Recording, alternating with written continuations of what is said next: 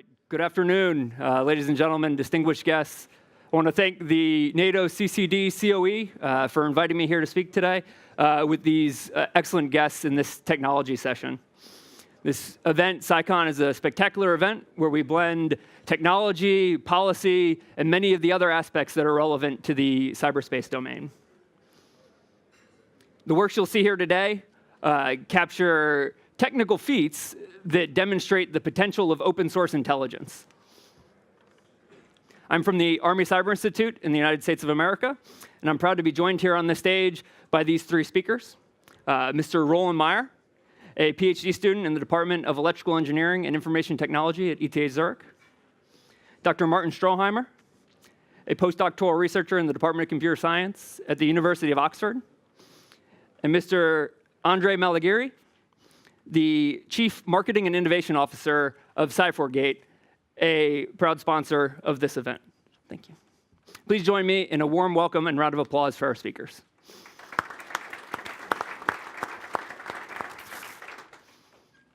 In this session, you'll hear each of these speakers present a piece of work relevant to the potential of the open source intelligence process. Following each of their remarks, they'll be available for questions while their material is still fresh in your mind. So I'd ask you to please think through their presentations how you can challenge them and endeavor to have a discussion on this important topic. Let me now set the stage. Our world is awash with data. With the growing connectivity of devices and increasing digitization, there's an unprecedented level of publicly available information. The president of Estonia put it perfectly this morning in her remarks that perhaps we can acknowledge a new natural law, as sure as the law of gravity, that when she said, if it is on the internet, it is visible. This simple, powerful statement, if it is on the internet, it is visible. We can begin to see the potential of open source intelligence. I'll go one step further and claim that open source intelligence is the process of taking this publicly visible information, analyzing it, and then generating insights, analysis, and value. It's important to highlight that the raw data alone is not sufficient. It's only when it's been processed and analyzed that it can generate intelligence. I'll go one step further and say that intelligence alone, intelligence just for the sake of intelligence, is insufficient. Intelligence is only truly valuable when it is actionable. There's a saying in the military that intelligence drives operations. And I think therein lies where we can see the great potential of open source intelligence. If what we seek is to maximize the effects that we have, both positively, and minimize the risks inherent to this domain, data alone is insufficient. Intelligence alone is insufficient. We must strive to apply open source intelligence to truly deliver those effects and enable operations, whatever your operations may be. With this in mind, please join me in a warm welcome for Mr. Roland Meyer to present his work on FeedRank, a methodology for ranking cyber threat intelligence feeds. Roland.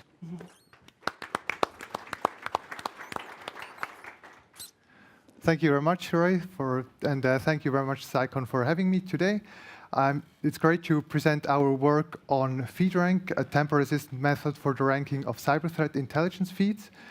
This is joint work together with Cornelia Scherer and Laurent van Wever from ETH Zurich, as well as David Gugelmann from Xeon Analytics and Vincent Lenders from ArmaSwiss. But now, before talking about cyber threat intelligence feeds and how you as a network defender can pick the right sets of feeds to deploy in your network, I want to start with another example, and this is ranking websites. So as you all know, ranking websites is a very important topic, in particular when it comes to search engines, where they need to have a matching or a ranking given a query, which is the most relevant website for this query. Now, a very naive strategy to do this would be to just take the website that has the highest overlap between the search query and the contents of the website.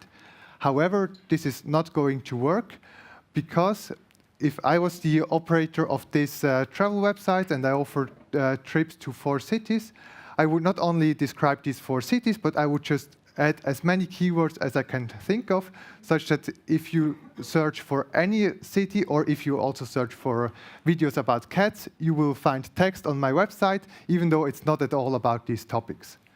So the underlying problem there is that there is not necessarily a relation between the content of a website and the relevance for the website for these topics. And the solution that is widely used today is called PageRank, a famous algorithm that is used by Google. And this algorithm does not rank websites based on their contents, but based on their relationships with other websites, and in particular based on which other websites provide links to my website, for example. So the intuition is that if a lot of high-quality websites contain links that point to my website, then my website is maybe also of considerable quality. But now let's move from ranking websites to cyber threat intelligence feeds. These feeds are basically lists of IP addresses that are somehow associated with malicious behavior for different categories, for example. There can be a feed listing IP addresses of servers that were used to send spam, of servers that host phishing websites, or of servers that distribute malware of some other kind, or whatever malicious activity. There are feeds that cover them. There is a large ecosystem of both commercial and open such feeds. And as a network defender, they are a very important source of information, as you would like, for example, to block all traffic towards IP addresses that appear on a phishing feeds, or you will block email addresses arriving from the servers that are known to send spam.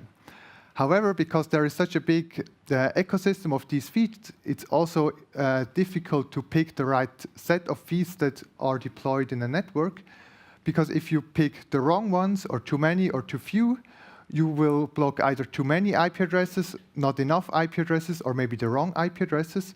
And all of this has consequences for the security of the network or for the usability, in a sense that you either don't block malicious websites or you block websites that are not actually malicious. So we were looking at how we can evaluate such cyber threat intelligence feeds. And the problem there is similar to the ones with websites, that as a feed provider, you can list arbitrary addresses or arbitrary IP addresses or domains on these feeds, and it's very hard to tell, given such a list of IP addresses, what the quality of this feed is.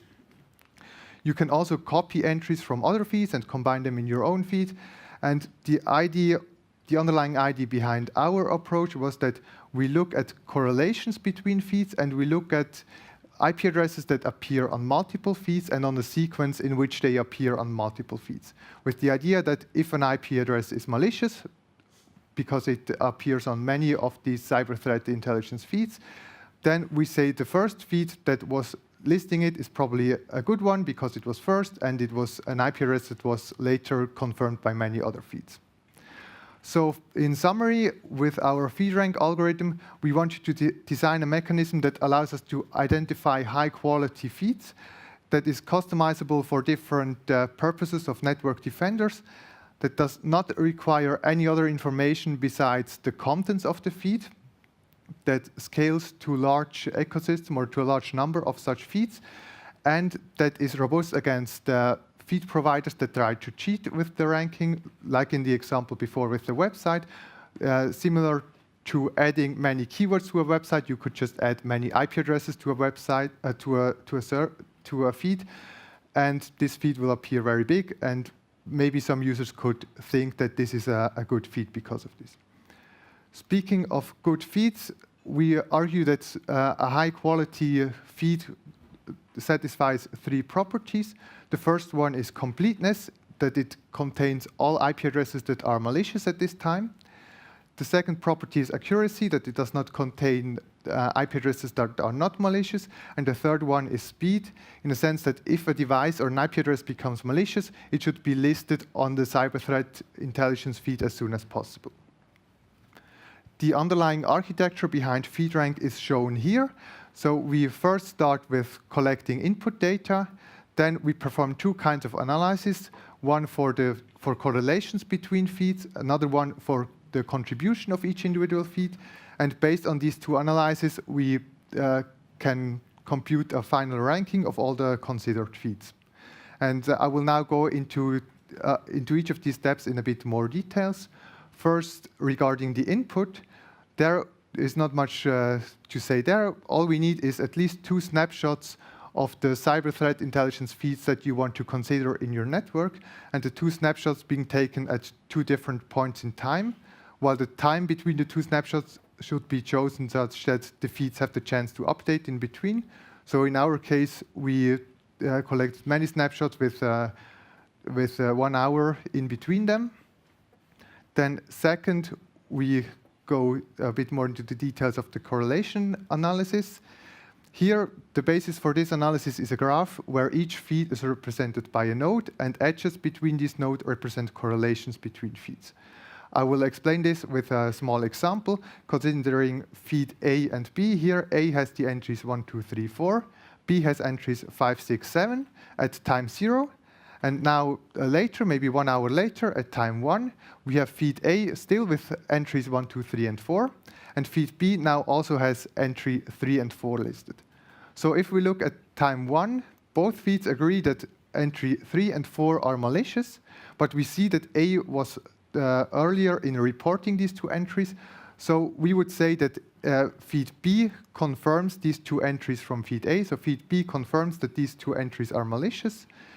And we represent this in the correlation graph by adding an edge from B to A with the weight corresponding to the percentage of entries that were confirmed. So in this case, it's 2 out of 4 entries of A, so it's 50%.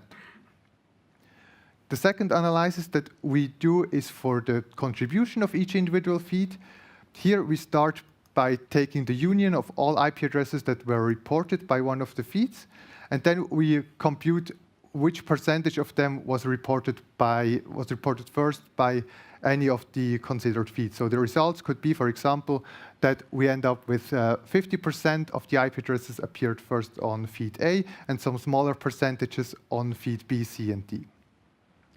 Based on these 2 rankings, one can then compute a final score for each feed, either by just computing a weighted average between the scores of the correlation graph, on which we run a weighted version of the PageRank algorithm, and on the contribution score, or one can combine these 2 metrics in a more sophisticated way.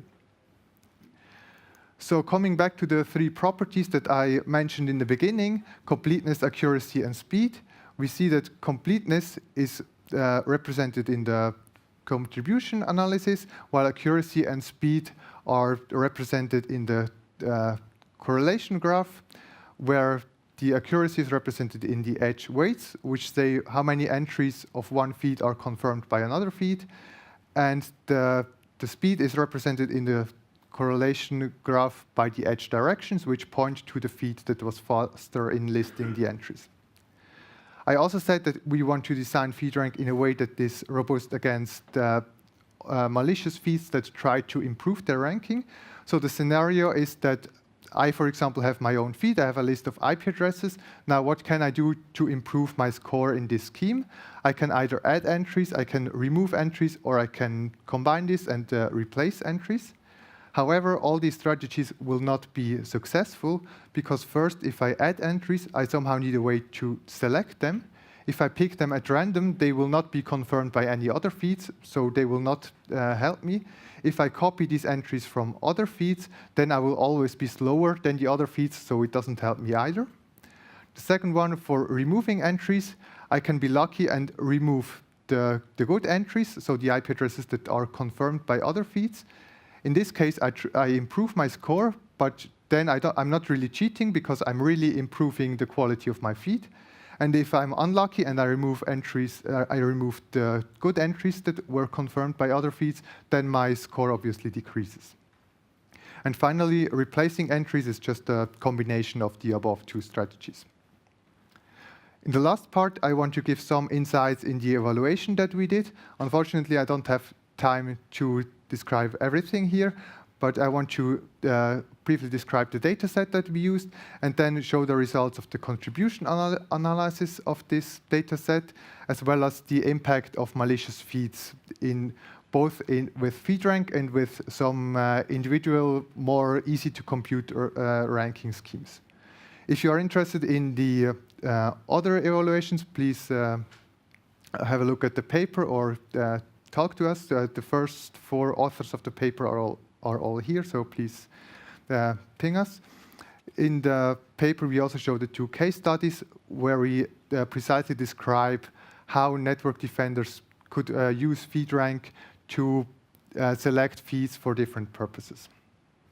So the dataset that we use for the evaluation consists of 27 freely available IP address feeds of various size, between only 20 entries and 50,000 entries.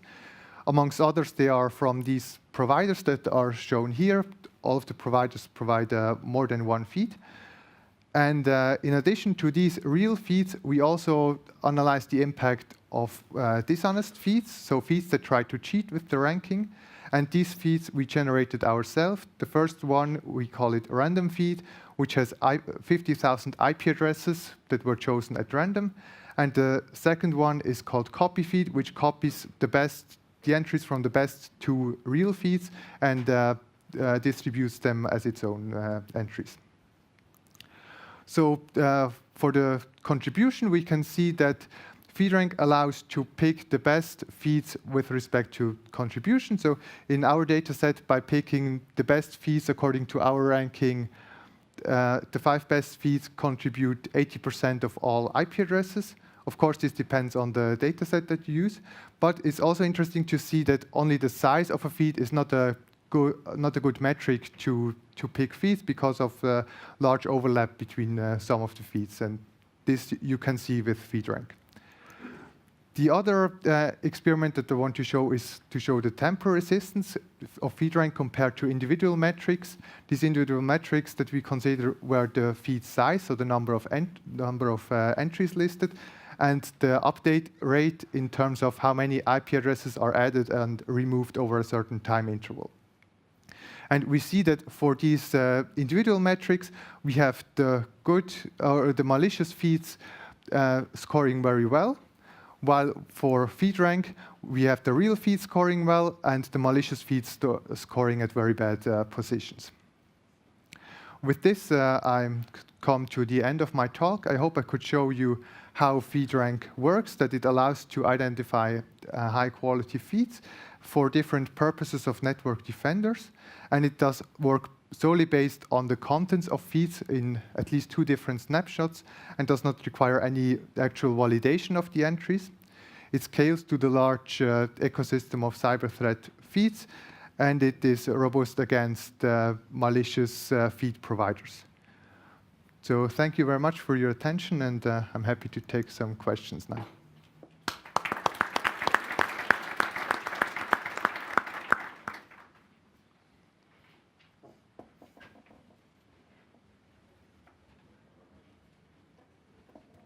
Any questions?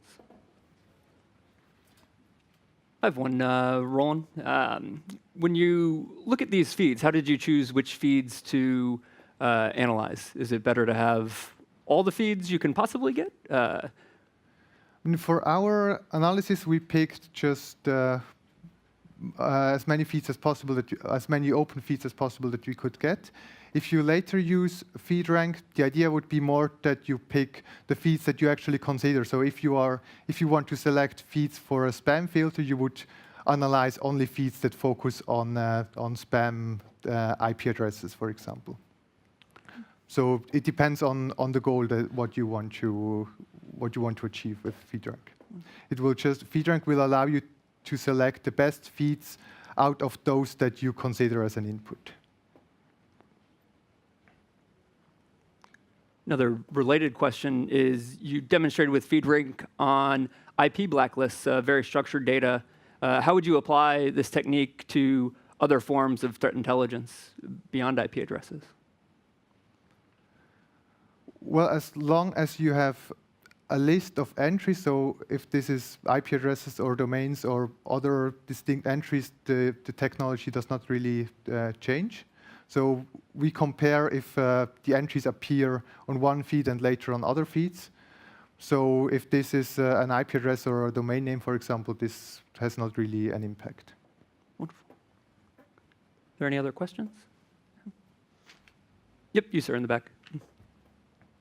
I'm wondering if you compared your model to other feed scoring models. So the one particular I'm thinking about is Alex Pinto's Threat IQ, where he looks at novelty, overlap, population. But there are a few other ones out there. So far, not as far as I know. So I'm not, unfortunately, not familiar with this exact model, but this would be future work to consider that as well. Yes, thank you. Wonderful. Let's again give Roland great thanks for his presentation. Thank you. And so while Roland presented a building block for how we can choose which data we want to include in our open source intelligence analysis, Martin will now present his work on another domain, looking at air traffic controller data and showing how once you have selected which data to use, you can build to determine facts from that. Martin. Thanks for the introduction, Roy. Hello, welcome to my talk on extracting open source intelligence data from aviation communication. My name is Martin Strohmeyer, and this is joint work with my colleagues Matthias Smith and Ivan Martinovic from the University of Oxford, Daniel Moser from ETH Zurich, Matthias Schäfer from Kaiserslautern, and Vincent Lenders from Amerswiss. And some of these people are also in the audience, so you can go find us afterwards. So let's have a look at what we talk about today. First, I'll quickly introduce the enabling technologies that allow us to gather widespread open source intelligence from aircraft communication. After that, I'll explain the methods that we use in particular for a study before presenting the results, in particular the scope and the scale of the problem, and some case studies which should illustrate the real-world impact this can actually have. Finally, we'll have a look at potential countermeasures that are used currently and see whether they're effective in any way. So on data collection, there's two different types of data that we collect. The first one is structured data. The most important one is on the movement of aircraft. So this is simply telling us what aircraft is going where at what point. On related, we need to know who is using these aircraft. So we're also collecting the aircraft metadata. Importantly, this helps us to find out what is interesting to us. Is an aircraft sensitive? Is it used by government institutions and military? Besides that, it also gives us information about the country where an aircraft is from, but also aircraft type, for example. The second type is also some unstructured data that we can get from air traffic communication. Mostly what I'm talking about is free text messages. Of course, there can be all different kinds of interesting content in these. The two main technologies that enable collection of this data are called ACARS and ADS-B. And in short, they're both technologies that are broadcast by the aircraft to the ground or anyone who listens. And you can easily receive this with a USB stick, software-defined radio, that can be as cheap as $10. And you can receive all of this communication. It's unencrypted from as far away as 500 kilometers, and even further if satellite communication links are being used. So there are two ways of actually getting this data. The first one, we could deploy our own receivers. As we've seen, this is cheap and easily doable. But this would strictly fall into the realm of signal intelligence, communications intelligence, so that's not the way we pursued it here. The second option is to obtain the same data, collected the same way, by existing institutions, organizations, websites, so this is actually open source intelligence. The most well-known of these such institutions is probably Flightradar24, a large commercial website collecting this data.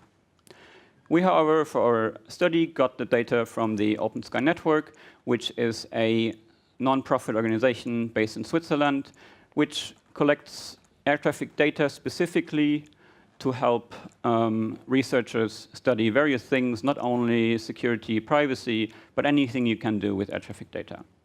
As you can see here, the focus at the time in particular was on Europe and the US, but this has been widening steadily, and you can get communication from all over the world now, not consistently, but it's a lot.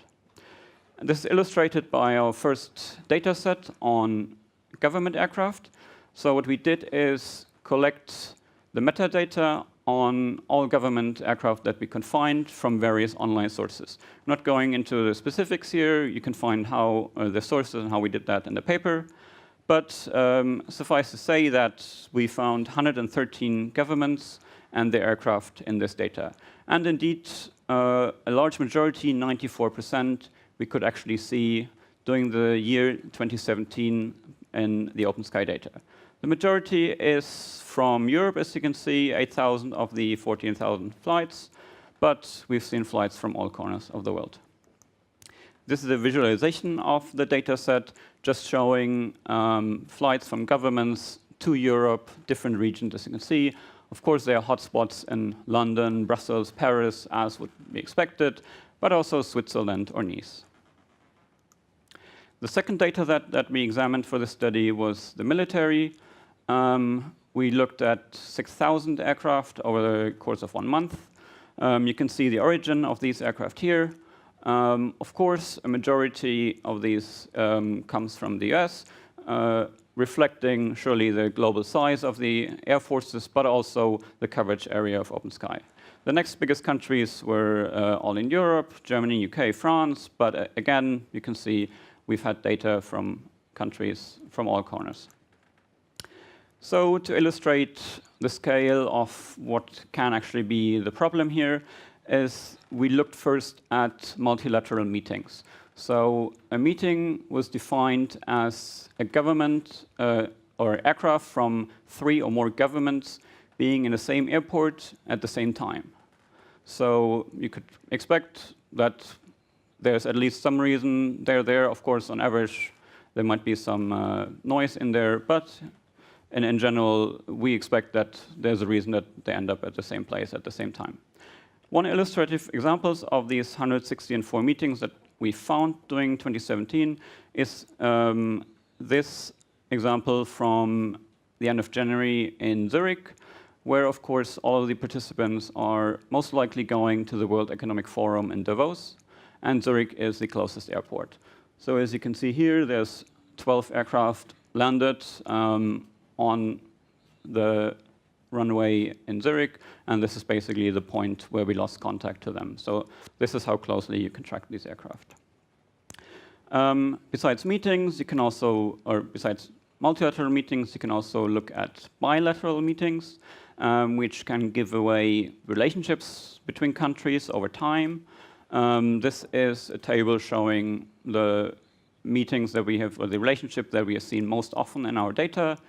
And of course, not all are necessarily very unexpected. For example, Germany and the US having aircraft in the same place is probably not very surprising. They're closely related allies. Same for France and Morocco. Of course, historically, Saudi Arabia and France might be more interesting. But then again, we are not necessarily with this study looking always into the underlying reasons why things happen, or just the why really, which is something that I think Andrea will be trying to address in his talk afterwards. Another example would be looking at where aircraft are actually going over time. So these are the top foreign destinations of 9 different governments, just an example. Again, not everything is very unexpected, at least on aggregate. People going to Brussels, of course, very often in Europe, but also to their neighbors. Not too surprising. But the point is that we can illustrate all of this in very detailed fashion. For example, we can look more closely at what the aircraft of the government in Dubai has done in 2017, seen the landings over time, with the clear hotspots in the UK, in particular in London. So, of course, there are some consequences to these intelligence gatherings, and that's something that we want to illustrate. The most striking example is probably set up by 2 investigative journalists in Geneva. They set up a Twitter bot called Dictator Alert. And what it does is it uses the same technologies that we use here, and looks into all the incoming aircraft into Geneva Airport. It then compares that with a list of authoritarian governments and their aircraft, and automatically tweets out whenever they're incoming or going. And of course, this has attracted some attention over time, and even had some real-world impact, as illustrated here, where the vice president of Equatorial Guinea actually had some assets seized in Geneva, partly because of intelligence gathered through aircraft tracking through these spots. Because these spots, as we know, are actually watched by international organizations and also NGOs looking for reasons for corruption, for example, and use this for the intelligence gathering. We can also, as we see, this can be a problem. So you would think there's some awareness of this problem, and people would try to hide their aircraft from these intelligence gathering undertakings, and they actually do, as we can see in different ways. One example is this military aircraft, which switches off their positional broadcasts every time they start and land. So it's not something that is possible or really allowed for commercial aircraft, but military aircraft have the capability of doing this. And it is very clear that they do this so people cannot, at least very easily, track where they're going, where they come from. A second and the most notable example of this kind of interest in privacy that people who use their own aircraft have is this one, where on Flight Radar and many other commercial websites, aircraft are effectively blocked from view and not shown. And this is due to lists provided by the aviation authorities, such as the American FAA. And if you're on these lists, you're either not shown at all, or as in this case, your aircraft is shown and where it's going, but it's anonymized, so we do not know who's actually using this aircraft. And indeed, in our data sets, we find a lot of evidence of this happening. So people clearly care about it. Of all the governments, more than 60% had their aircraft blocked from view on these commercial websites. Of the military, it was even 85% of all aircraft. Beyond this, you can see in the comparison here, the US or the Americas overall have the highest number of blocked aircraft with over 90% and 80% respectively, but it's fairly high across the board. However, from a security research's point of view, we argue that is mostly security through obscurity. Because as this case very clearly shows, during the presidential campaign early 2016, Donald Trump's personal aircraft, was taken off the commercial websites and put on the block lists. However, while it's indeed not visible on these websites anymore, you can still gather your own data. It's all out there. It's not a problem actually finding it. And one of the other systems that I mentioned that are actually undermining this privacy is the ACARS system, which has often been dubbed text messaging for aircraft. In our data sets, 7.7% of the military aircraft actually use this system, and even 30% of the government. Again, this is entirely unencrypted, and neatly, it uses the satellite data link a lot. And that means that we cannot only receive it from up to 500 kilometers, but pretty much or within a range anywhere on Earth. The majority of the users of this system actually give away their position using it, and even the indication in advance where they're going. So, of course, then blocking your aircraft on the website is not really helpful. Besides this, we have some unstructured data coming from the system, free text communication. One example I can illustrate here. This is a special air mission conducted by Air Force 2 in December 2016.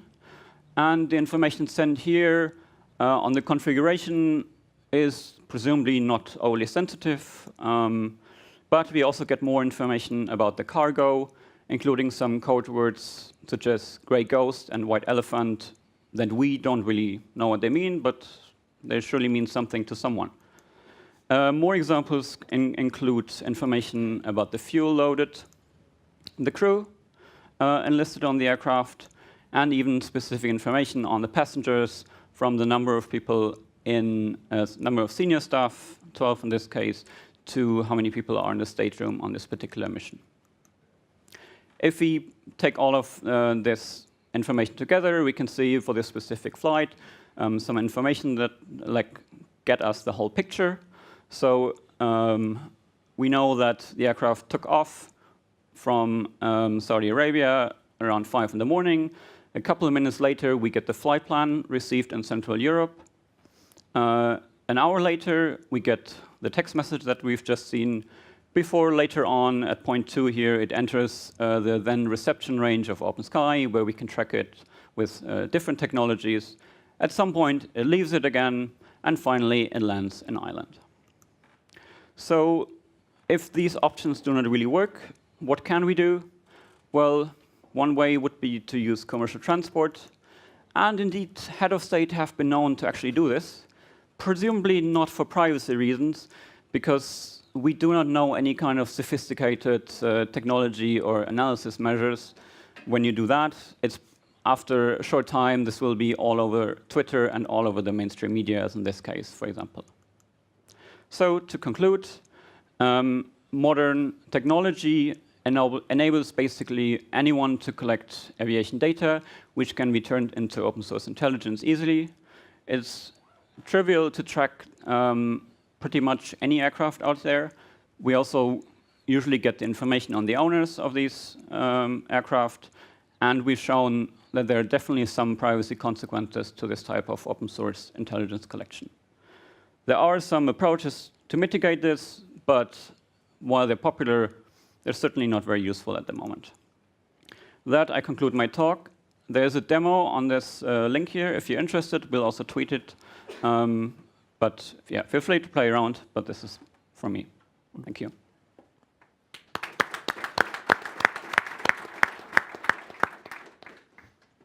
We'll open it up to questions. Sir. Thank you. You said at the very beginning that you get some information from the text messages in the open source way, of course. Which one they are? How do you have the value or the trustability of that kind of message? The value or the trust? I mean, exactly. The trustability. Sorry. Yeah. What is the value in terms of trust?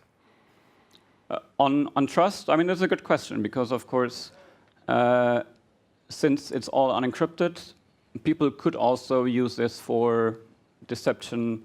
And in this point, of course, let's say if in the example from a military aircraft, they could send this on purpose. Absolutely, we don't know whether the content is true. It's not impossible. Since the system is entirely unencrypted, unauthenticated, you can, in principle, do what you want with it.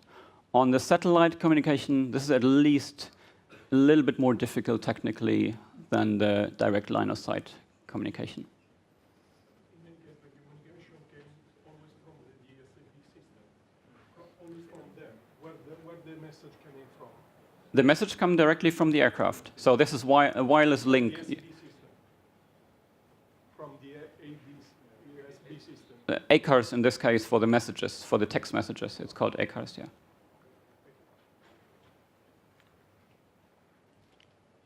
Sir. Question over here. I'm curious, from a logistics and securing logistics and supply chains, have you applied this open source type model and thinking to rail as well as commercial shipping and freight? Not yet. We know people are doing that. So in particular for shipping, I have seen lots of commercial entities. There's a very similar system to ADS-B used for shipping. It's called AIS. And people are absolutely following this to see what's happening on the oceans, in combination with, I think, a lot of satellite photography to see where ships are. But we haven't done this for any other domains yet, no. One question for you, Martin. as you look at this, some people might be surprised that all this information is publicly visible and available.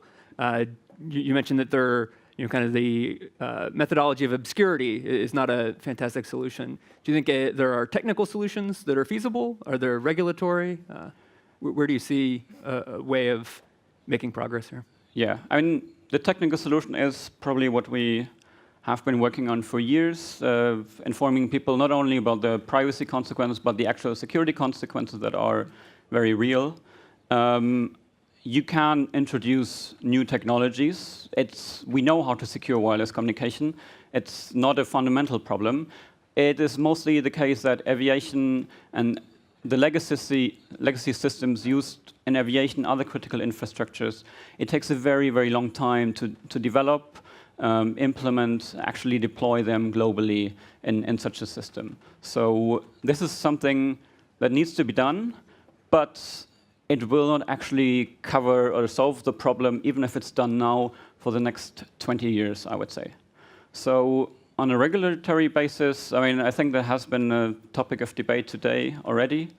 I think there are some countries like the UK who actually have a law against collecting wireless data that is not addressed to you specifically. However, how do you prevent this or even prove this unless you tell anyone? So, I mean, it's not encrypted. So there's potentially some space here to regulate like all these aggregators, but they may also just move to a different country, of course. So this will be very, very difficult. Any other questions? Speaking of these aggregators, what are the incentives for individuals to participate in this? Kind of these networks that are kind of by individuals choosing to join and contribute to OpenSky. Enthusiasm. It is obviously plane spotting, just like train spotting has been. It's a surprisingly large hobby. Like many people are doing this, and it's become much easier than ever. So much of the metadata is collected by people. You can collect this also on Twitter. Let's say people are going to Zurich during the World Economic Forum, looking at all the machines coming in. Maybe, I'm sure people were here at Tallinn Airport. I saw several government machines when I landed, right? So I'm sure there were people there. They collect the call signs, the registrations, and this is posted. And yes, people are very happy to have their own receivers for all this kind of data installed and share it with people. And well, they see the value of this kind of crowdsourcing because if they feed it, they also get the data from everyone else. So they love to do that, yeah. Fantastic. Any other questions? Let's give Martin a hand, please. Yeah.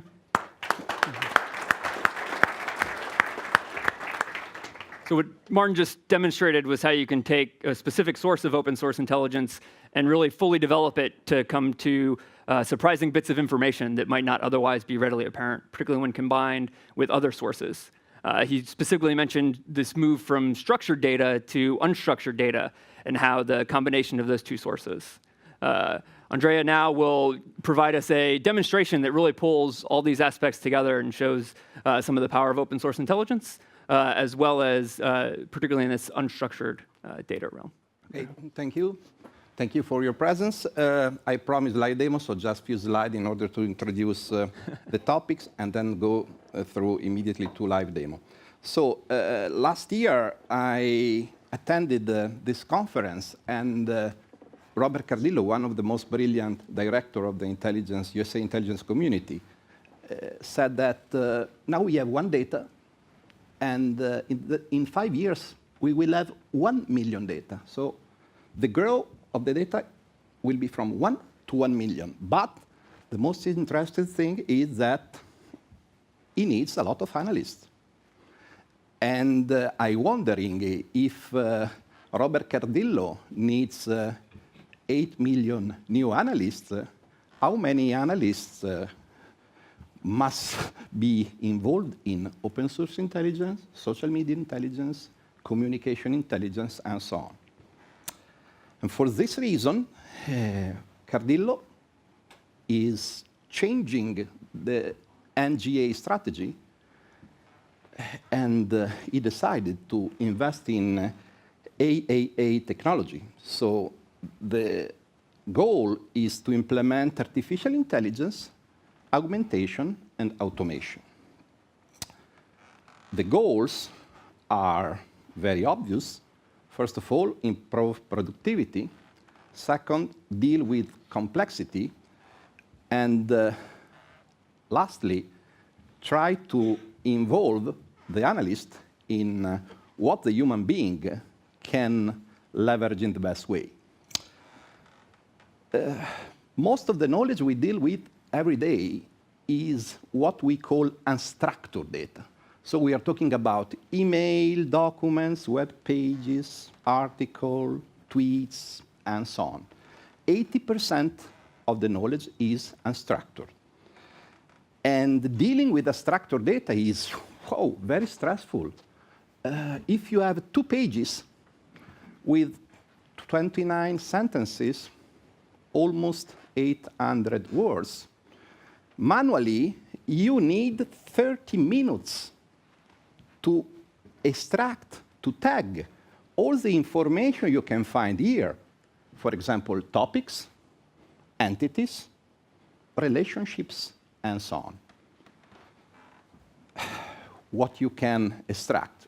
This is a partial list of the type of entities you can find in a document, in a text. Generally speaking, you can extract topics, entities, domain entities, relationship, write print, facts, and so on.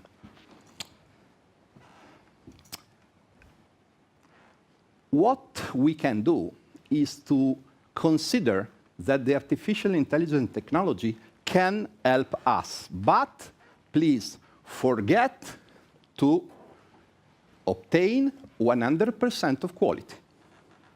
Okay? The best-in-class machine learning technology is able to give you a precision of 90–95%, but is really a very good support because instead of 30 minutes, in just few seconds, milliseconds, you can get a very interesting result.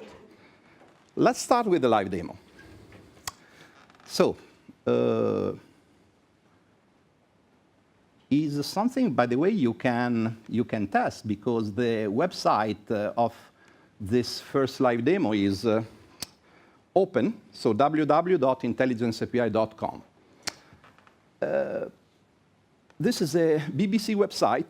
We have a lot of good examples of unstructured text. Let's try to consider one of the unstructured text. This is a very famous news.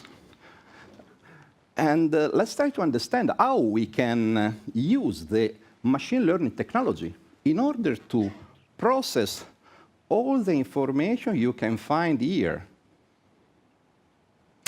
So I copy the URL, then I go to the live demo, and I paste here the URL, and then the system, the machine learning technology, is processing the documents.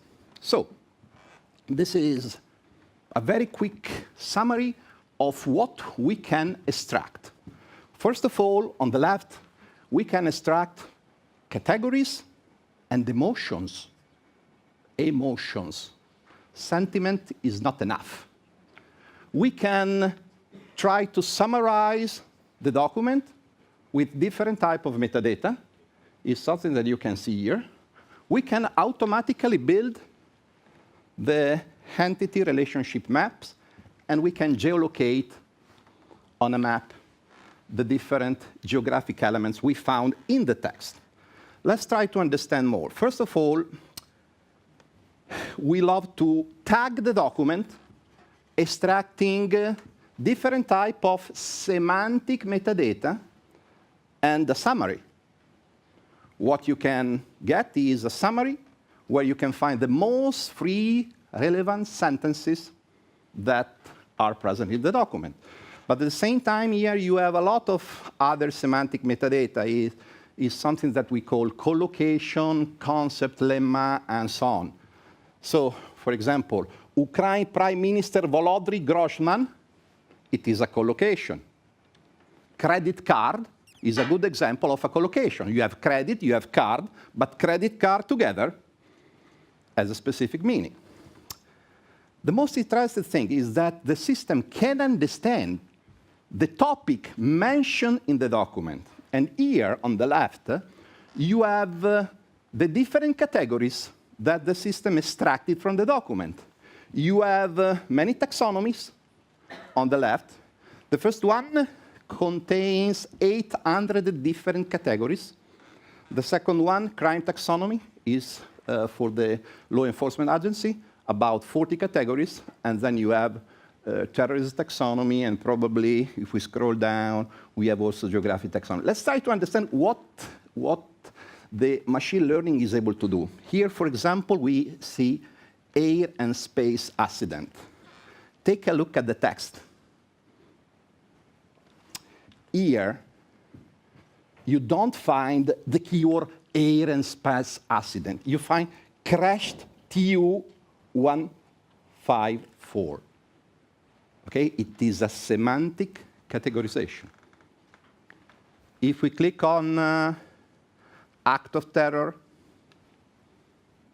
if we click on explosive, if we click on homicide, so it's not important to say the document talk about homicide, but it is important for the analyst to go immediately to the specific portion of the document where you find the specific atomic part of the information that is related to the specific topics. So we can categorize with a good quality. We can extract many entities. Take a look. The capability is not simply to extract a proper name, but also he. Okay? So we can deal with a lot of capabilities that you can see here, and this is something that is very useful. What is possible is to extract fact. So we can say that there is an act of terror where the Kremlin is involved. One sentence. And I mentioned the emotion. Why boredom here? Take a look. Become routine. We extract 80 different emotion. It's not so simple because extracting emotion is really very stressful activity to implement in an algorithm, but this is the result. We can obviously build automatically all the connection that we found in the document, correlating the entities with the other entities, with the other relation. Obviously, we normalize said. Take a look here. We have a specific relation where we say where there is said. Said means say, communicative. This is part of what we can do. So let's try to have the possibility to ingest this capability inside a platform where you have ingested a lot of data. Specifically for this goal, we have ingested a lot of data coming from an open source database, Flight Explorer, and we put everything inside a platform. So in this platform, you have the data from flight tracks, and you have a lot of unstructured data. With this dashboard, you can immediately analyze the content of the unstructured data. So for example, here we see military asset, and we found that there are some flight tracks that are related to military aircraft. And now here we see that we have part of the aircraft that have changed the route. And now we have data here, and we can say, OK, I'm interested in analyzing this area. And the system now is filtering.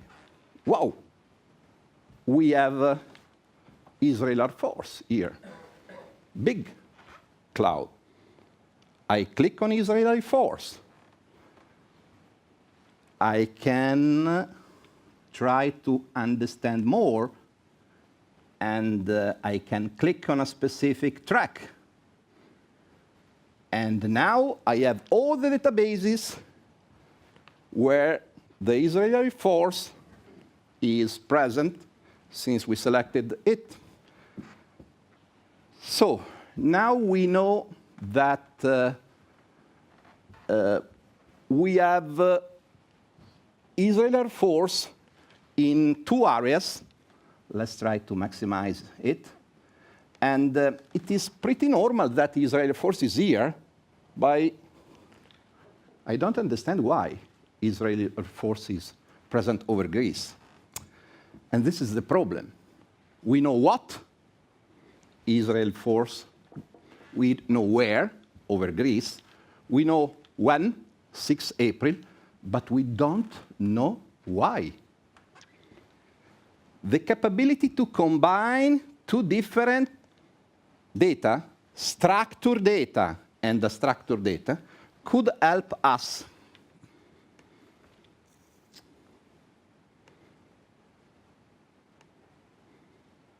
Now I'm asking, please, investigate inside the unstructured document if there is something correlated to Israel Air Force. I have a lot of data. You can see tweet. You can see a lot of data. We have 150 results. I don't want to read all these results. But you can see that the system is telling me, oh, there are a lot of results correlated to armed force, the topics we have extracted with machine learning. At the same time, the system is showing me that there are some geographic information here. I'm interested in Greece. 2 documents. The second one explain that the Israeli Air Force was there for a combined activity with other Air Force. And as you can see here, the document is associated to all the semantic metadata we have extracted before. And it's pretty interesting that here, if we scroll down, you see that there are parts of the document there where you can find the geographic categorization. Here you don't find Greece, but you find something that is correlated to Greece. We close the loop. The machine learning technology works pretty good. Combining unstructured data with the structured data could tell you why and support you, not replace you in the best way. Thank you.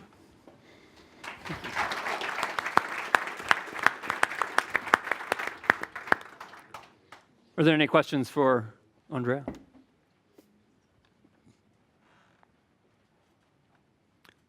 Andrea, so I've wondered about the machine learning you mentioned. What type of machine learning algorithms are you using? Are these supervised or unsupervised? What are you using for your ground truth data to train on? Yeah, it's an interesting question.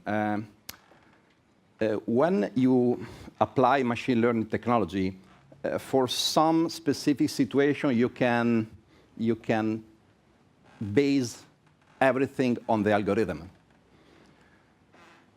Analyzing text and languages is not exactly the same of analyzing other type of information. So our approach is to combine supervised and unsupervised machine learning. In this way, when the machine learning algorithm doesn't work, you can adapt it. This is our strategy, and this is probably the best way to get quality over 95%. Yes, over there, sir. Can you apply this capability on a large, huge terabyte data set that is stored on a storage area network?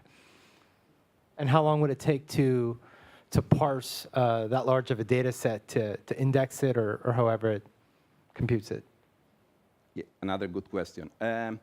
First part, generally our customers are government, so the data sets are big, huge, billions and billions of data that you have to manage in near real time.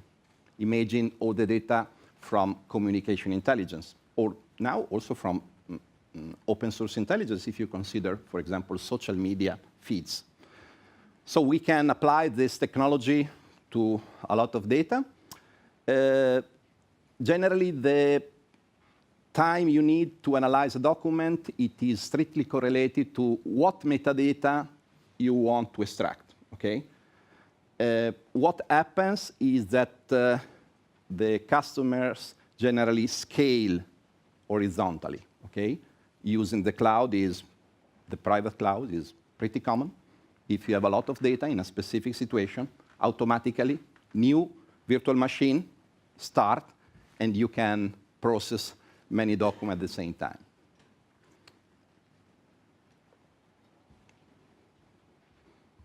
Ma'am, did you have a question? You showed us quite a specific kind of unstructured data, which is English text. Would that work for different kind of unstructured data? Let's say just another language that has a different structure than English, example, German or Italian, with like directly or just small training, or would that need a different setup of the entire system? No, we have developed the technology for 14 different languages. Developing a new language needs time.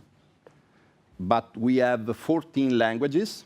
What is interesting is that with the approach that is a mix of supervised and unsupervised machine learning, what we can do is customize also the specific language, for example, German, for dealing with a specific jargon expression.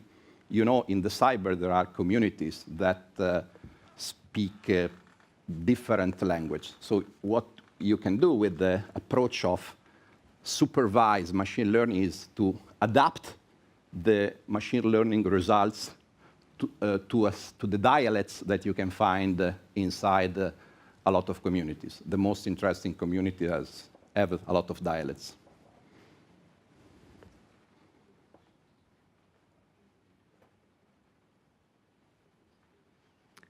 Another question, Andrea. Do you see individuals taking, you mentioned using not just open source intelligence, but also then private data, the benefit of fusing these two sources? How does that work in your experience? Generally, all the customers try to fuse different type of intelligence, different types of data. The main concern is having in the same infrastructure private and open source data. So generally, they have two systems. One works outside the firewall, and then they exploit the data, and the result of the open source intelligence now comes inside the firewall, and then you fuse with the internal data. But this happens frequently. Thank you, Andrea. I think we can now sit down. We can have a little bit of a discussion about open source intelligence amongst the three of us. One theme that's come up is that open source intelligence, while there's a vast amount of data, I think it was mentioned, we may not always know the ground truth or the veracity of this data, and how that may impact the conclusions we can draw. In your specific works, how have you addressed this potential noise in the data or the lack of a known good ground truth? Roland, I'll put you on the spot. So in our case, we basically avoided looking at or validating the data as such, it was one of the key design choices to only look at basically the relationships between feeds or the trust of. So there can be if what I've shown that IP addresses appear on multiple feeds in not at the same time. It could be either because one feed is copying from another feed, which can be, or it can be that the two feeds come to the conclusion that these IP addresses are malicious from independent sources. But both of these means that the feed that was first in listing these IP addresses is somehow it was faster, so it's somehow a bit better, and either the others were independent, coming to the same conclusion, or they were copying from this feed, so they implicitly trust this one. But we didn't actually have to validate the correctness of the contents itself. No, but this is an interesting insight that maybe you can indeed sidestep some of this question by relying on that crowdsourced nature. Yes. Yeah, wonderful. Martin, do you have any thoughts kind of in your experience? Well, you could read our SciCon paper from last year, which actually covers that topic very precisely. Homework. No, the crowdsource aspect is exactly what we also exploit. So on the one hand, if you have all of these enthusiasts that I mentioned before, it is possible that some of these people might poison the data. People could actually enter these large crowdsourced networks and send data that is not accurate, right? However, if we have a lot of receivers in the same area, then of course we can cross-validate these things on a network level, on relatively straightforward level. But we can also use physical layer features such as the time the signals need from the position where an aircraft claims to be to the ground. We can usually find that an aircraft is not in the ground if someone sends these signals from the ground, right? It's very far away. And this is actually something that is very, very hard to cheat since you cannot send faster than the speed of light. So that's very difficult. However, of course, on a network level, if your threat model is a government military actor, then it can be very, very difficult. We know their capabilities are extremely large, so they could subvert the network as a whole if they really, really wanted to. But at the moment, I would say that's at least reasonably unlikely, simply because it's not high profile enough. No, it's a fantastic insight. Again, the kind of ability to rely on constraints in the data to pull out some maybe truth or some invariance that you want to enforce. Andre, you any further thoughts? Data validation is a central point of all the process we are involved in. Obviously, what I have demonstrated is exactly the exploitation evaluation activity that you can find in all the intelligence cycle activities, and probably is the most common use of what we produce. Wonderful. As is all technologists here presenting largely automated solutions or solutions that are providing technology to tackle this data, where do you see the integration of kind of humans, of analysts, into these processes for your specific fields in order to take the either raw data and the tools that you've provided to generate insights? Andre, I'll leave it to you because you had the... I stress the concept because now there are some IT companies that describe application that can replace the analyst. Fake news. Fake news. The analyst is necessary. The challenge is to use the analyst in the best way. So the analyst must refine the data, but the technology must support the analyst in the best way.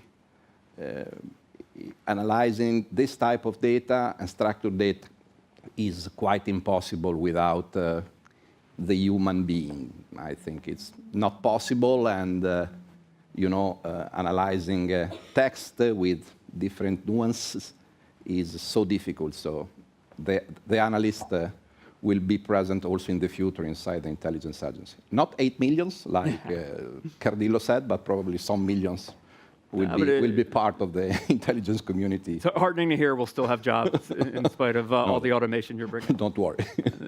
Martin, I absolutely agree. I mean, I think what I mentioned is that we, or the authors of this study at least, we're computer scientists, all of us who are very technical, so we do develop the methods and try surely to highlight problems, and we know security, we know privacy. However, we're not in the business of actually analyzing the data to this extent. This is something we are definitely interested in. We like applications.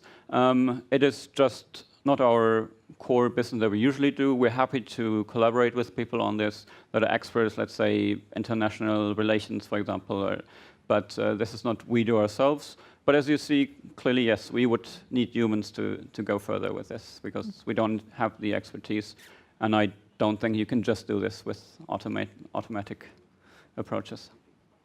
wonderful. And then, Roland, I mean, obviously these threat intelligence feeds you identify, they're going to somebody, correct? Yes, exactly. So I think in our case, the human is involved by design of the algorithm. We provide a tool to evaluate feeds, but somebody needs to pick the feeds that are analyzed. So if you pick phishing feeds and you will FeedRank will tell you maybe the best ones amongst them, but then if you use them in your spam filter, it will not work. So it's still, you need to choose the right input data set, and then we will give you the scores, and you need to combine them in a way that makes sense for your environment and for your purpose. Wonderful. Are there any questions for our speakers today? In that case, I'd just like to conclude by thanking you for coming to our session. I'd like to highlight what we've observed today is the identification of how you can identify which open source data, which raw data you can build your open source intelligence on, how you can then discover insights from that data, and then really get to a place of where you're determining why in order to inform decisions so you can either drive operations or achieve effects. And so thank you. And let's again give our speakers a round of applause.